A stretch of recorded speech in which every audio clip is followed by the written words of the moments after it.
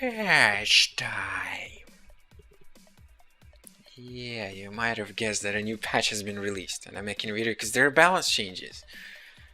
And I'm gonna talk about them. And it seems a lot of you don't even read the patch notes and just use my videos to know what has been changed and what's important. What's important, I forgot the S there, but whatever, you know. So this video is going to be just that, skipping past all the other changes like fixes, optimizations don't really matter. We are going to look at the hero changes. So first of all, melee hero regeneration reduced from 1.25 to 1. Now for those of you who don't know, heroes initially had 0.25 health regen, all of them, without exceptions.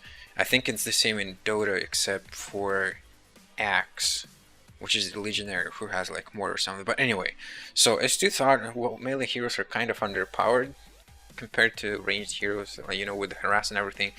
We should buff their health regen. And everyone's like, yeah, S2, yeah, we totally agree. And I agreed, and yeah, it was good, and we buffed it from 0.25 to 1.25, increasing by 1. So now I think, yeah, perhaps a small adjustment is in order because harassment by ranged heroes isn't as effective as before.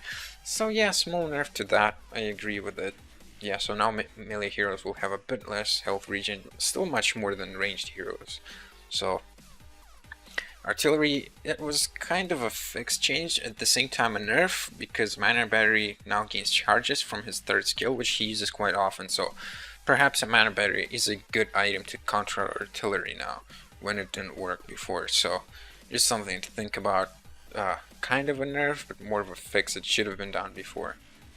Next we have Electrician. The cooldown of his ultimate has been increased, the purge as I call it, because that's what it's called from Dota. So it's a really strong skill, as I said in my video. I labeled Electrician as balanced, and I said that his purge is really amazing. Yeah, some people writing in the chat. You can read that as well, but in any case, I'll just ignore that for now. The thing with this skill is that it can be used for everything. It kills summon units, it dispels debuffs, it slows enemies down, it dispels their buffs, it fastens your allies. Okay, I'll just switch to status for now, because that sound just puts me off. So yeah, the cooldown has been increased, which is a nerf to his early game. Well, okay, I guess the skill was good. Did Electrician really need a nerf? I don't know. I think he was an okay hero, like not too strong or anything.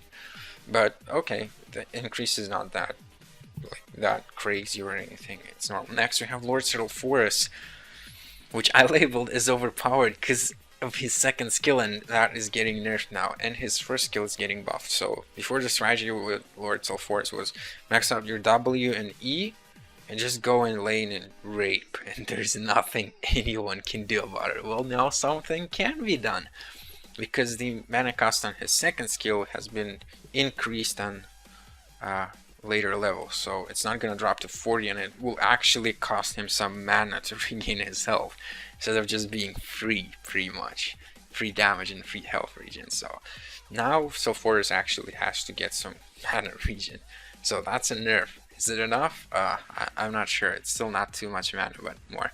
And his first skill got buffed, well, because yeah, people just grabbed E instead of Q, which resulted in Sulfuras being really good in the lane because he regenerated and stuff. So we'll see how it works out. Now Q maybe is worth picking up, but mana cost has been only reduced by like 10 and 20 on the last level, and now enemies now regain a bit less health, which, if you remember, his first skill deals damage in an AoE, and then people who were damaged get their health back a little bit. So now the health they get back is a bit smaller, by 20 actually. So that's 20 more total damage if you include everything in the equation. So 20 more damage from first skill, and first skill now costs less mana. So perhaps now you can go for like W and Q instead of W and E and Sulfuras, but the most important thing is that it's a nerf to his second skill.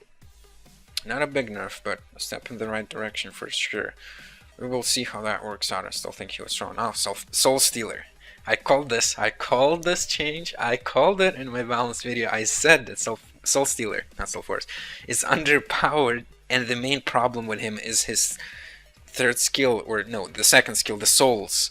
Because when you die and you lose them, you become useless. The same problem as with Dampier, and he's probably getting changed in the future too, I don't know, but that was the problem with him. You die, you lose souls, that's it, you're useless until you regain all your souls.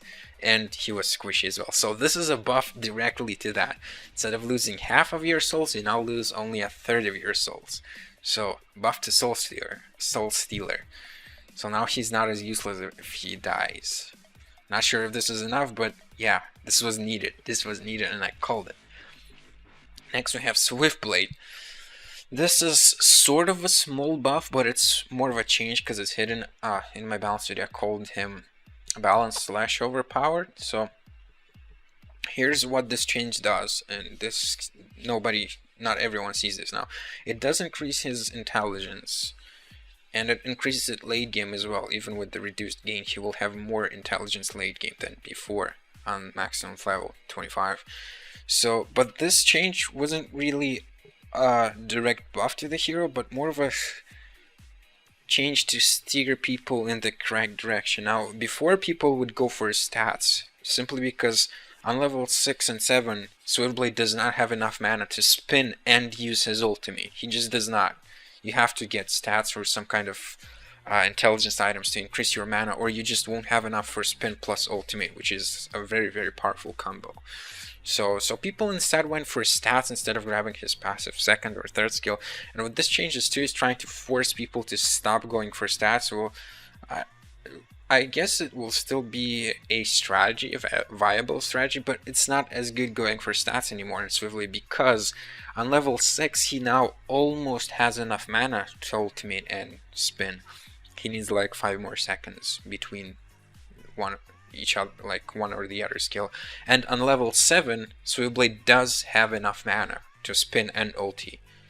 Like, no matter, even if you don't go for intelligence item, he now will have enough mana on level 7, which is level 4 of your Q, which is when you want to use it most of the time. So yeah, now people can stop going for stats.